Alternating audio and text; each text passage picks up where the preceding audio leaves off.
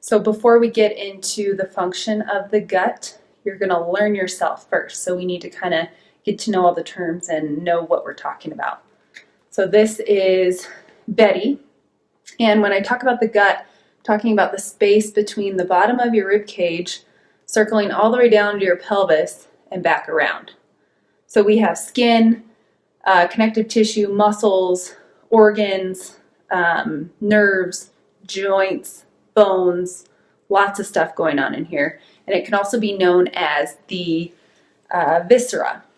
So that is a word that can be interchangeable with this area as well. So what we have in our gut area, I'm going to stick with gut because it's easier to say. We have two things. We have the functional joint and then visceral motility.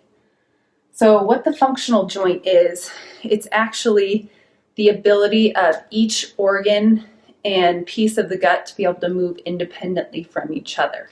So if we take a look at my netter here,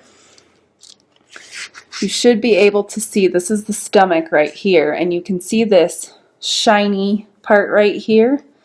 That is the fascia, the connective tissue connecting all of the organs in your stomach together.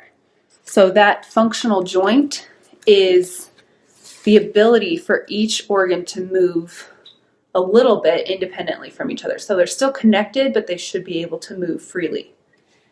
Visceral motility is different than mobility. So I underline the T here because mobility is, again, this movement in between each other. Motility is the actual movement within the organ.